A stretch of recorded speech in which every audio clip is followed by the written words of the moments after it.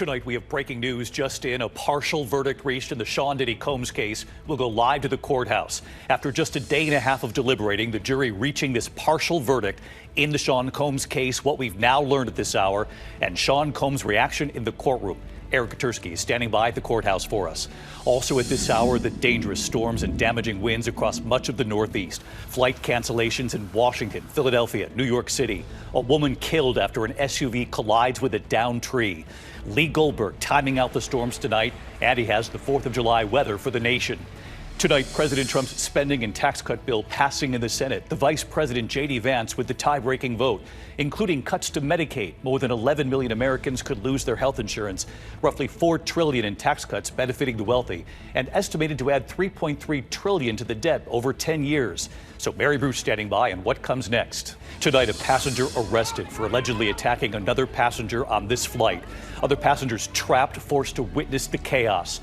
Tonight, the suspect, who authorities say set a deadly trap for firefighters, and what we've now learned about the man. Televangelist Jimmy Swaggart has died, his ministry toppled by scandal. Millions, of course, will remember that tearful apology. The stunning upset tonight at Wimbledon, Coco Gauff out in the first round. Tonight, we also have news about Beach Boys founder Brian Wilson, his cause of death revealed tonight. And Diane Sawyer and Charlie Gibson are both here tonight. You don't want to miss this. From ABC News World Headquarters in New York, this is World News Tonight with David Muir. Good evening, and it's great to have you with us here on a Tuesday night. We begin tonight with the breaking news in the Sean Diddy Combs trial. Late this afternoon, the jury telling the judge they have reached a partial verdict. They have decided on 4 of the 5 counts, telling the judge they are stuck on one of those counts, the racketeering conspiracy charge. The jury deliberating for just a day and a half and reaching this partial verdict, again, 4 of 5 counts. Their verdict not revealed at this hour because the judge telling them to keep going on that 5th count. The Combs trial went on for nearly 2 months with graphic testimony and disturbing sexually explicit images.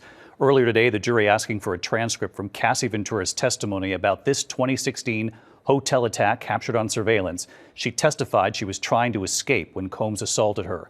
The jury made up of 8 men and 4 women. Combs has pleaded not guilty to all charges. Late today, the judge telling them to keep an open mind and to keep deliberating. ABC's chief investigative correspondent, Eric Katersky, he's live at the courthouse tonight, and he leads us off. Aaron? After a day and a half of deliberations, David, we have an incredible cliffhanger here. A verdict, but no conclusion. A defendant who looked shaken, and a jury told it's not done yet. Tonight, 13 hours into deliberations, jurors said they have reached a verdict on 4 of the 5 criminal counts against Sean Combs, but said they're stuck on the racketeering conspiracy charge, the judge instructing them to keep going. The 8-man, 4-woman jury sent a note saying there are unpersuadable opinions on both sides. The note said the jury is prepared to release a verdict on the 2 counts of sex trafficking and 2 counts of transportation for prostitution. When the note came in, Combs, who was denied all charges, looked stricken. He sat in a chair with his chin resting on his palm, defense attorneys standing in a huddle around him. At one point, Combs wiped his eyes. His mother, sons, and twin daughters sat stone-faced in the second row. Racketeering conspiracy requires jurors to find Combs led a criminal enterprise and agreed to commit at least 2 of 8 underlying crimes, like arson, where prosecutors allege he jealously ordered the firebombing of rapper Kid Cudi's car, or bribery, where they say he tried to pay off a hotel security guard after surveillance cameras captured him attacking Cassie Ventura. The judge told jurors, "I ask at this time that you keep deliberating." He reminded them of their duty to consult with one another and to deliberate with a view to reaching an agreement, adding they should not hesitate to change an opinion when convinced that it is erroneous. So let's get right back to Aaron Katersky live at the courthouse tonight. Aaron, again, as you reported, the jury at this hour says it's reached an agreement on 4 counts, the charges of sex trafficking and transportation for purposes of prostitution. But again, as you have reported here, they are stuck on the racketeering conspiracy charge. So what happens now, and what are legal observers saying tonight, a day and a half in, a partial verdict on 4 of 5 counts against Sean Combs? What could this mean for Combs? Based on his demeanor alone, David, he didn't seem to think this is going very well for him. But there really is no way to know for sure, and it could cut either way, honestly, at this point. We do know there is consensus on 4 of the 5 counts, so the jury is working together. Maybe they're stuck on what it means to be part of a criminal conspiracy. The jury's going to come back, start fresh tomorrow, David, after more than 13 hours of deliberations so far. David? Aaron Katersky leading us off on the breaking news tonight. Aaron, thank you. In the meantime, we turn now to the dangerous storms and damaging winds across much of the Northeast late today and right into tonight. Flight cancellations and delays in Washington, D.C., Philadelphia, and New York City. Powerful thunderstorms moving right up the I-95 corridor. More than 30 million Americans under severe weather threats, damaging winds, and flash flooding ahead tonight.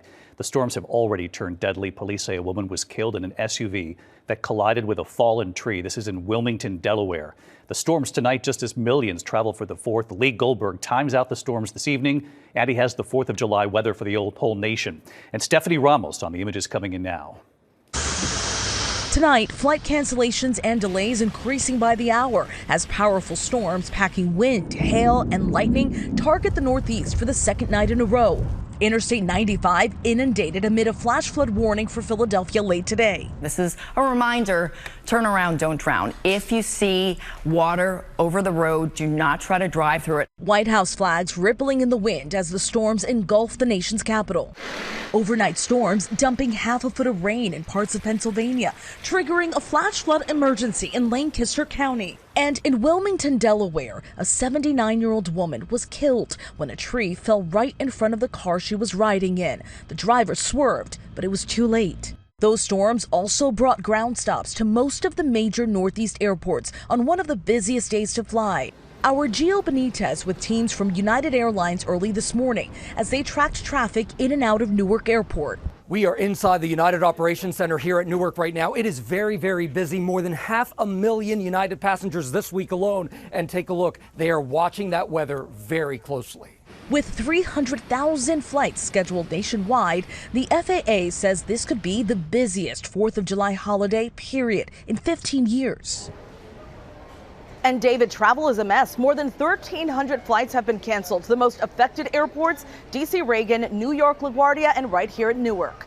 David. A lot of headaches. We see the lines there behind you, Stephanie. Thank you. Let's get right to meteorologist Lee Goldberg of our New York station, WABC. What do you see, Lee?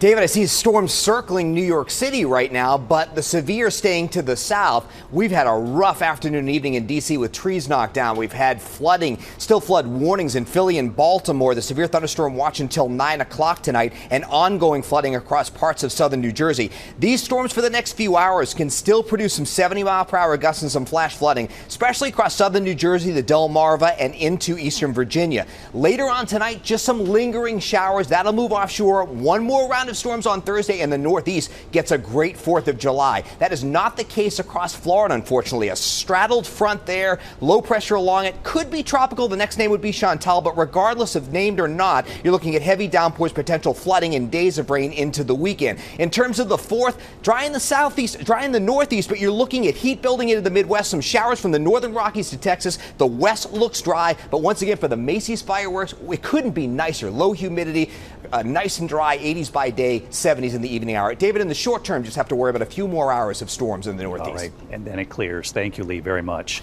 We turn now to the breaking news from Washington tonight. President Trump's spending and tax cut bill passing in the Senate. It was very close.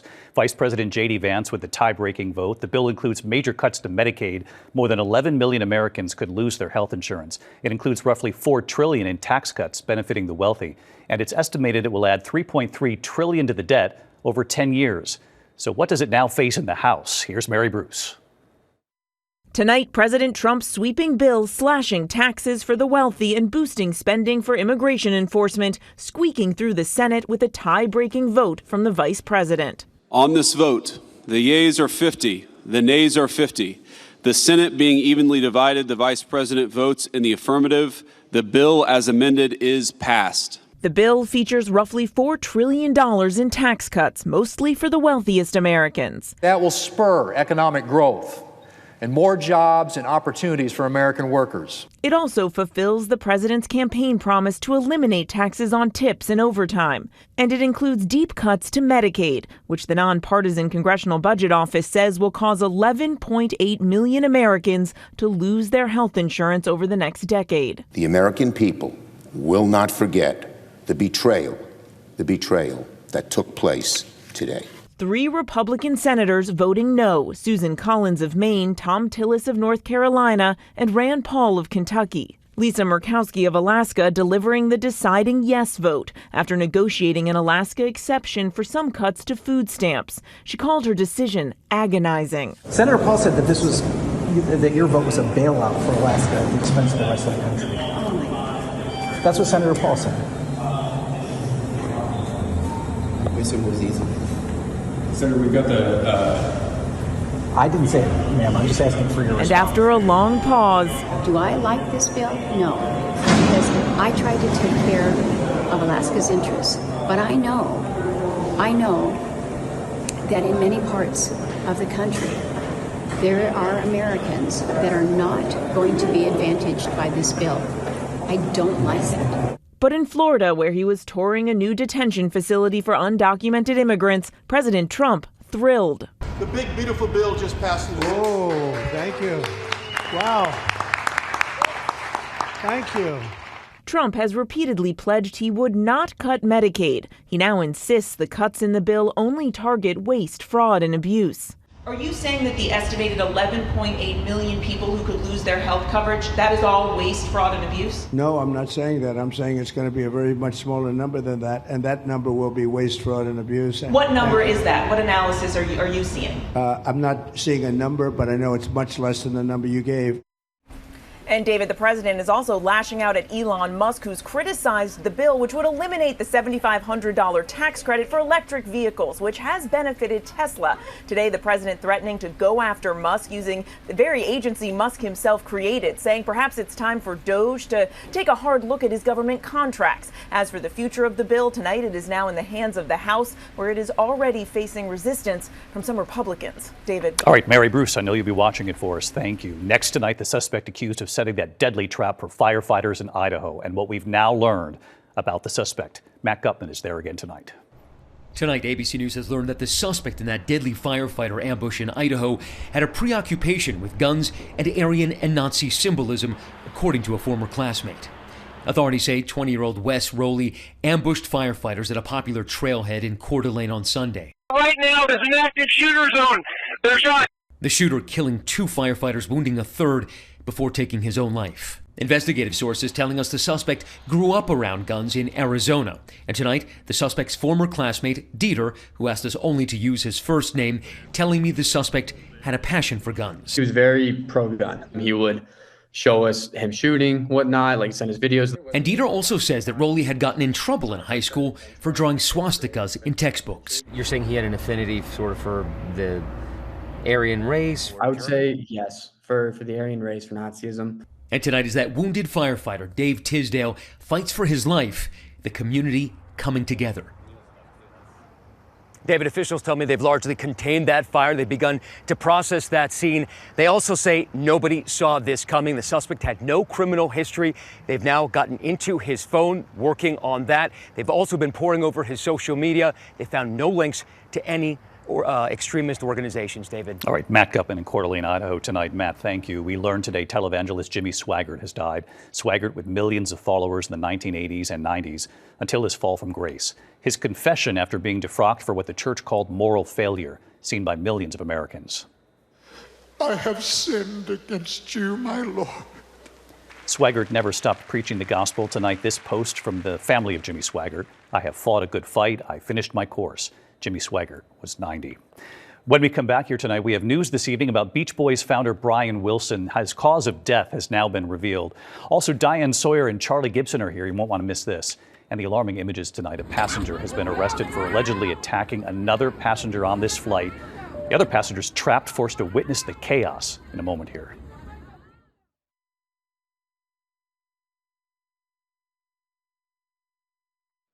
Next tonight, a New Jersey man has been arrested after allegedly attacking another passenger. The Frontier flight had just landed in Miami on Sunday. The two trading blows as other passengers watched. The video now emerging. Authorities say the man who was attacked was not hurt. The alleged attacker was taken to the hospital and then booked on a battery charge. When we come back here tonight, the stunning upset at Wimbledon for an American star, and Diane Sawyer and Charlie Gibson are right here tonight. To the index of other news tonight, and we have now learned the cause of death for Beach Boys founder Brian Wilson. Wilson died June 11th at the age of 82. USA Today now reporting tonight that he experienced several minutes of respiratory arrest. Other contributing causes listed were sepsis and a bladder infection. He was cremated and buried in a cemetery in Southern California near UCLA. French Open winner Coco Gauff is now out at Wimbledon, losing in 2 sets to an unseeded Ukrainian player. It's the second time in 3 years the number 2 ranked Gauff has been knocked out at Wimbledon in the first round, but of course with that French Open win under her belt. When we come back here tonight, Diane Sawyer and Charlie Gibson are both here tonight. A personal note. Finally tonight here, a personal note about someone we will miss here at ABC News. There she is right there, the one person who is here every night who you don't see. Michelle Mayer has been standing right next to that camera, cueing me and so many other anchors, Peter, Charlie, Diane, for decades. She's been at ABC News for more than 30 years. And if you look closely, this wide shot of the studio before we go on, the camera pans Shelley with her hands on her hips. And I always call out for her. Shelley. And then, as Michelle knows more than anyone, in these chaotic times, right before we go on, our joke, I triple check we know what day it is. It's good to have you here on a Wednesday night. Wednesday. Michelle started as a prompter operator for Peter Jennings back in the mid-1990s, and then stage manager. Peter on his way to the studio there, Shelley on set there in the background, ready for him. She would travel with Peter to Hong Kong, the conventions, to Cuba, working with Charlie Gibson when he became anchor. She always knew that Charlie would walk up those stairs to the studio at the last minute. And then she was there for Diane Sawyer, her partner behind the scenes while Diane was on the air, guiding her as she has guided us all. And on this night when we now say goodbye, Diane wanted to make sure that everyone watching at home knows about the person we all count on behind the camera. I just want all the wonderful people who watch World News to know that when you're watching the person sitting at this desk, you're really also watching the coach behind the camera. Michelle, always there to say, move it along, or slow it down, or time to get out. Or in my case, she had signs printed up, most often. And when Shelley says sit up straight, you do. And when we reached out to Charlie to ask if he wanted to share a word or two about Michelle, his answer was, of course, yes. The first night the show was mine, not just filling in for Peter. I came into the studio and Michelle said to me, there may be some people around here a little bit afraid of you. I'm not. I'm the person who will tell you what to do. And she did in the nicest way for 4 years. She calls us all her anchors, from Peter to Charlie to Diane. And how lucky am I, more than a decade now, as my partner. But she says the time has come to catch her breath back home in Kentucky. I am still in denial about all this. I cannot believe that Shelley is leaving, my partner in crime out there. She's the one who's cueing me every single night, standing next to that camera. But Shelley, only for you, tonight I hope you'll notice that you're going to see my cuffs. The only reason anyone ever sees cuffs is because Shelley's always saying, pull your cuffs down. My watch, I've got my watch on because Shelley likes when I show up with my watch on. Only happens like once or twice a year. I've got a full suit on today, only for you, Shelley. As you know, usually jeans from the waist down behind that desk. But for you, the full suit, because I know you don't dig the jeans. And I got a haircut. I got a haircut for you, Shelley. And Diane had a message on their shared love of home. We were just two Kentucky girls who got to the big city. She was hilarious when you needed a laugh, and most of all, she is and always will be a person who cares passionately about what we do. And Michelle, that passion, helping us all be the best we can be for so long, this moment is yours. You deserve this, Shelley. Go home to Kentucky. You'll be back with your family and the horses and the beautiful countryside. And what an 11 years this has been with you by my side. I don't know what I'm going to do. You will be missed, but you've set the bar. We'll be pulling down our shirt sleeves and sitting up straight for years to come, because we know if we don't, we'll be hearing from someone in Kentucky. All right, so let's show her. She doesn't let me do this, but on the last night, let's show Shelley over here cueing me off the air. How many seconds do I have left? 3? We love you, Shelley. Good night. David Muir, the most watched newscast in America. And now, ABC's World News Tonight has won the Emmy for Best Live News Program for the 3rd year in a row.